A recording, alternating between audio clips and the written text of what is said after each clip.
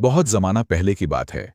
फारसी सल्तनत में मिकरान शाह नाम का एक मशहूर और ईमानदार बादशाह हुक्मरानी करता था।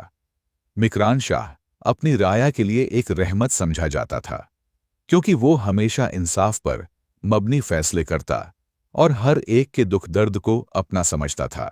अक्सर अपनी सुल्तनत के दूरदराज इलाकों का सफ़र अपने वफादार घोड़े पर करता। वो न सिर्फ राया की जिंदगी के हालात जानने के लिए बल्कि कुदरत के हसीन मनाज़र का लुत्फ उठाने के लिए भी निकलता।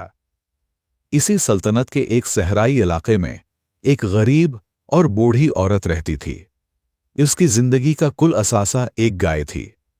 ये गाय दिन भर जंगल में चरती और शाम को घर लौटती। बूढ़ी औरत इसका दूध निकालकर अपनी भूख मिटाती और जिंदगी के दिन काटती।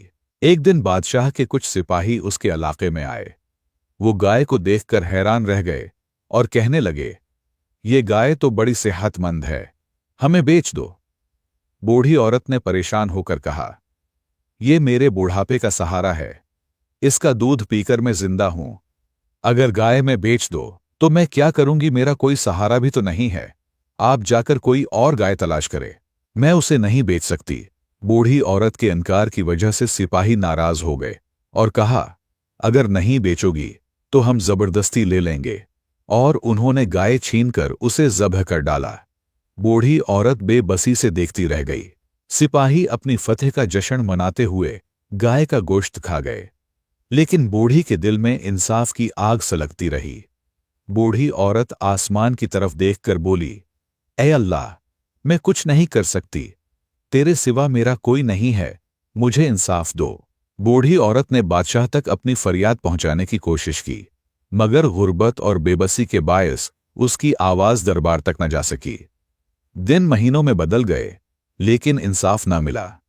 एक दिन किसी ने बूढ़ी को बताया कि बादशाह मिकरान शाह करीबी पुल से गुजरेगा।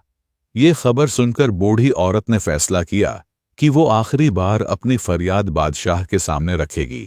जब मिकरान शाह का काफिला पुल पर पहुंचा तो बूढ़ी औरत हिम्मत करके आगे बढ़ी और बादशाह के घोड़े की लगाम थाम ली। बादशाह हैरत से रुक गया और बोला, माँ जी, क्या बात है? तुम्हारे चेहरे की ये बेबसी किस दुख की कहानी सुनाती है? बूढ़ी औरत ने आंखों में आंसू लिए कांपती हुई आवाज में कहा, मिकरान शाह, तेरे सिपाहियों ने मेरी गाय ज़ब्ह करके खा ली है। ये गाय मेरे बूढ़े वजूद का सहारा थी। अब बता, उसका हिसाब यहां खड़े होकर देगा या पुलिस सिरात पर? मिकरान शाह एक मुशफिक और ईमानदार बादशाह थे। ये सुनकर उस पर लर्जा तारी हो गया। जल्द ही घोड़े से उतरकर जमीन पर गिर गया और रोते हुए बोला, मैं उसका हिसाब पुलिस सिरात पर नहीं दे सकता, जो लेना है यही ले लो। मिकरान शाह ने जब ये दास्तान सुनी तो वो सख्त गजबनाक हुआ और फौरन अपने दरबार में हुक्म जारी किया कि सिपाहियों को फौरी तौर पर गिरफ्तार किया जाए। बूढ़ी औरत को न सिर्फ गाय की पूरी कीमत अदा की गई, बल्कि बादशाह ने अपनी सल्तनत की जानिब से इसकी मजीद माली मुआवनत का ऐलान भी किया, ताकि वो अपनी बाकी जिंदगी सुकून और आराम से गुजार सके। इस वाक़ये ने मिकरान शाह को गहरी सोच में डाल दिया और उसने अहद किया कि आइंदा ऐसे मजालिम को रोकने के लिए सुल्तनत में इंसाफ के निज़ाम को मजीद सख्त और मुअस्सिर बनाया जाएगा, ताकि हर मजलूम को उसका हक मिले और जालिम को इबरतनाक सजा दी जा सके। एक हदीस शरीफ का मफहूम है कि क़ियामत के दिन हर शख्स से उसकी जिम्मेदारियों के बारे में सवाल किया जाएगा। अगर कोई बादशाह है तो उससे उसकी पूरी सल्तनत का हिसाब लिया जाएगा, और अगर कोई घर या कंपनी का मालिक है तो उसके ज़ेरे साया अफराद के बारे में पूछा जाएगा। इसी तरह हज़रत उमर रज़ी अल्लाहु अन्हु का मशहूर कौल है, अगर दरियाए फुरात के किनारे कोई कुत्ता भी भूख से मर गया तो उमर उसके लिए जवाबदेह होगा। इस वजह से अल्लाह वाले कभी भी बादशाहत के पीछे नहीं भागते।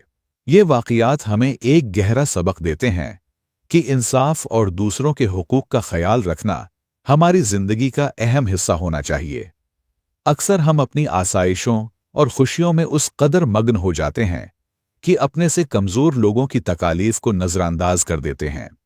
उम्मीद है आपने इस कहानी से बहुत कुछ सीखा होगा। अगर आपको यह पैगाम पसंद आया हो तो बराहे करम हमारी वीडियो को लाइक और शेयर करें और मजीद इस्लामी व तारीखी वाक़ियात जानने के लिए हमारे चैनल को सब्सक्राइब करना न भूलें। आपका बहुत शुक्रिया।